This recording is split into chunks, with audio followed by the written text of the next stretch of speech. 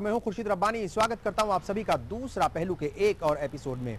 आज हमारे साथ होंगे अलवर से भाजपा विधायक बनवारी लाल सिंघल और आज इन्हीं की जिंदगी के तमाम छुए अनछुए पहलू आपको दिखाएंगे।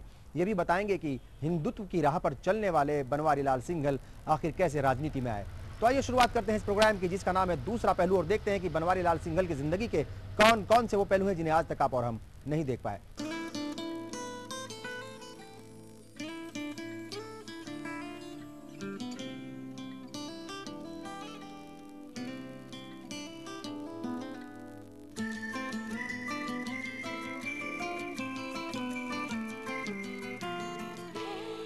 अलवर से भाजपा विधायक बनवारी लाल सिंघल कड़े संघर्ष और कठोर परिश्रम के बाद ही आज इस मुकाम तक पहुंचे। तो आज इन्हीं की जिंदगी के अनछुए पहलू दिखाएंगे आपको। स्वभाव से नरम लेकिन विचारधारा में एकदम कठोर। जी हां, कठोर हिंदुत्व विचारधारा में विश्वास रखने वाले बनवारी लाल सिंघल की सियासत भी इसी विचारधारा के इर्द गिर्द घूमती दिखती है। 4 अगस्त 1964 को अलवर के एक साधारण परिवार में जन्मे बनवारी लाल सिंघल का बचपन बड़ी ही कठिनाइयों में बीता। इनके पिता श्री हरिश्चंद्र जैन पेशे से हलवाई थे।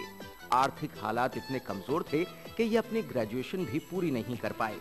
जी हां, अलवर से भाजपा विधायक बनवारी लाल सिंघल को आर्थिक तंगी के चलते फाइनल ईयर में पहुंचने के बावजूद भी पढ़ाई छोड़ देनी पड़ी। 4 भाई बहनों में सबसे बड़े बनवारी लाल सिंघल को बचपन में किराए के मकान में रहना पड़ा। खुद का घर नहीं होने के चलते भी खासी परेशानी का सामना करना पड़ा और उस दौरान तकरीबन 15 बार किराए के मकान बदलने पड़े। मेरे ध्यान में आता है कम से कम 15-20 मकान मेरे जन्म से और तब तक 26 वर्ष का मैं हो गया था, कम से कम 15 मकान तो हमने बदले ही होंगे। क्यों हर साल 1.5 साल 2 साल में मकान मालिक किराएदार को मकान खाली करने का तगादा कर ही देते हैं। रहन सहन से लेकर खाने पीने और जेब खर्च तक सभी जगह परेशानी झेलनी पड़ी है। लेकिन इतने बुरे हालात होने के बावजूद भी इन्होंने हिम्मत नहीं हारी और कड़ी मेहनत और संघर्ष के बूते आगे बढ़ने में कामयाबी हासिल की। इनके मुताबिक अपने कमजोर हालात को देखकर इन्हें बहुत बुरा लगता था और खुद पर तरस भी आता था। लेकिन उस वक्त बुरे वक्त से घबराने के बजाय इन्होंने उससे सबक सीखा और आगे बढ़ते गए। हर संकट जीवन जीने का कला सिखाता है, प्रेरणा देता है। जो आर्थिक संकटों का हमने अपने जीवन में छोटे बचपन में जो सामना किया, उन संकटों ने हमको मजबूती से आत्मविश्वास के साथ जीने की कला सिखाई। और एक चीज़ ये सिखाई कि किसी भी विपरीत परिस्थिति में अपना मनोबल इंसान को तोड़ना नहीं चाहिए, आत्मविश्वास छोड़ना नहीं चाहिए और किसी के आगे किसी भी कारण से जबरदस्ती नतमस्तक होना नहीं चाहिए। बचपन में जिन आर्थिक संकटों का हमने सामना किया, उन संकटों ने पारिवारिक एकता का जो हमको संदेश दिया। आज भी हमारा परिवार वही संयुक्त रूप से एक रहकर आम आदमी के लिए, अलवर के लोगों के लिए भी एक मिसाल बना हुआ है।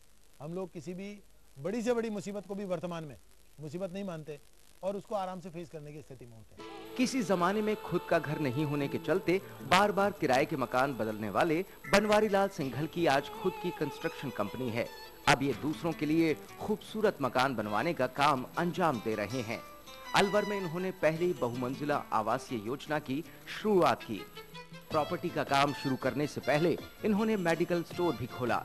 कुछ दिन तक मेडिकल स्टोर चलाने के बाद किन्हीं कारणों के चलते इन्हें दवाई की दुकान भी बंद करनी पड़ी। 1984 24 नवंबर का वो सुनहरा दिन, जब मैंने रामगढ़ में अलवर से 23 किलोमीटर दूर एक दवा की दुकान रिटेल खोली थी। और उसके बाद वो दूसरा सुनहरा दिन कह सकता हूँ मैं 15 मई 1993। उस दिन मैंने उस दुकान को चलते चलते ही दूसरों को दे दिया था। उसके बाद से मैंने फिर प्रॉपर्टी का व्यापार किया, विश्व हिंदू परिषद के जिलाध्यक्ष के नाते काम किया और वर्तमान में मैं अलवर शहर के विधायक के रूप में अलवर के लोगों की जिम्मेदारियों का निर्वहन करता हूँ। वो सुखद एहसास था वो दवा की दुकान भी। इसके बाद वर्ष 1990 में इन्होंने छोटे स्तर पर प्रॉपर्टी का काम शुरू किया। प्रॉपर्टी का काम इन्हें रास आया और देखते ही देखते ये अलवर के बड़े प्रॉपर्टी व्यवसायी बन गए। अब इस व्यवसाय को इनके छोटे भाई संभाल रहे हैं। प्रॉपर्टी के व्यवसाय में मैं लगा। आज भी मेरे परिवार का मुख्य रूप से व्यवसाय प्रॉपर्टी का है, जिसमें हमने एक ऐसा उच्च आयाम स्थापित किया, लोगों को ईमानदारी पूर्वक जो व्यापार करने का एक तरीका बताया आज दिन तक किसी भी प्रकार का ऐसा कोई व्यक्ति जिनको हमने प्रॉपर्टी यहाँ अलवर शहर की अधिकतम ऐसी सफलतम जो डील है वो हमारे हाथ की हुई है, मेरे और मेरे छोटे भाई राजेश के हाथ की।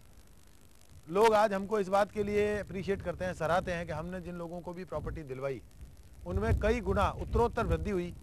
इसके अतिरिक्त किसी भी प्रकार के डिस्प्यूट से फ्री वो प्रॉपर्टीज हैं।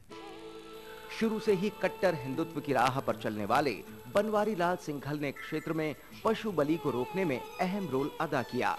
अलवर क्षेत्र में गौरक्षा के लिए भी कई अभियान चलाए।